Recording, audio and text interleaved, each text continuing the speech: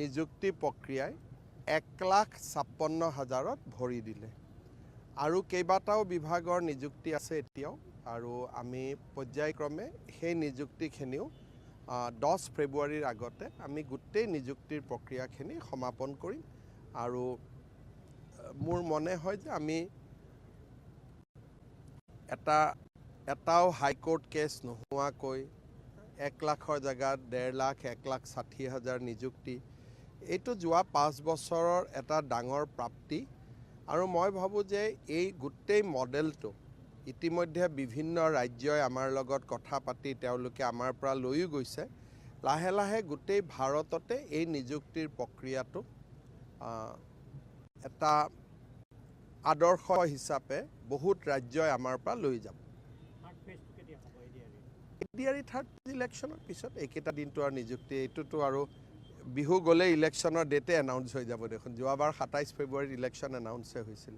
1,70,75 এনেকুৱা ভিতৰত হ'ব গোটেই নিযুক্তিটো আৰু ইয়াত আমি কন্ট্ৰেকচুৱেলখিনি যোগ কৰা নাই যিবিলাক কন্ট্ৰেকচুৱেল আছে সেইখিনি বেলেগ কন্ট্ৰেকচুৱেলতো মই লিষ্টখন দিম তাতো 50-60,000 আমি দিছোঁ যোৱা 5 বছৰ কিন্তু এতিয়ালৈকে মই কন্ট্ৰেকচুৱেলৰ লিষ্টখন বনোৱা নাই কাৰণ আমি ৰেগুলাৰ এপইণ্টমেণ্টখিনি এতিয়া কৈ আছোঁ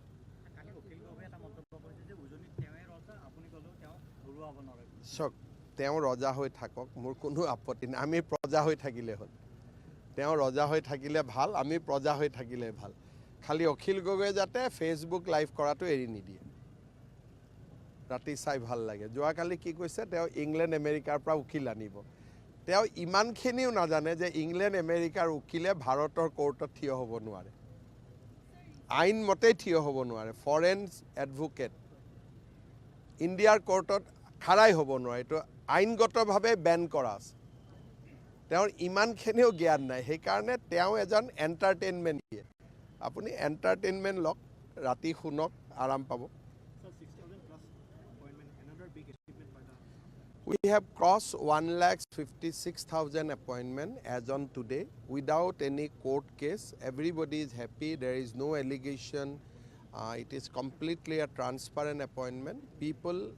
in Assam is extremely happy with the recruitment process. Sir, और एक खबर है गौरव गोगोई ने कहा था कि हर महीने 10 तारीख को वो योगदान शिविर करेंगे लेकिन आज में भी था लेकिन आज उन्होंने स्थगित कर दिया देखिए ये सब जो लोगों को योगदान करवा रहा है हम 25 साल पॉलिटिक्स में हैं हम ही उनका नाम नहीं जानता हूँ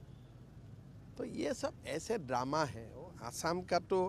क्या होने वाला है वो लोगों ने अभी बोल दिया है और आगे पीछे कुछ नहीं है अभी वो चैप्टर क्लोज है लोगों ने मन बना लिया किसको वोट देना है किसको नहीं देना है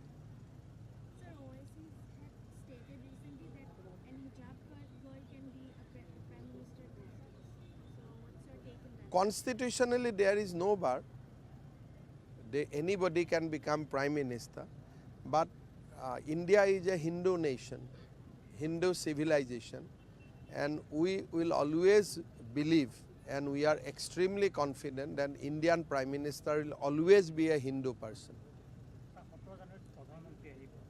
Kali ma koise PM program or details sate koi disu. Abo?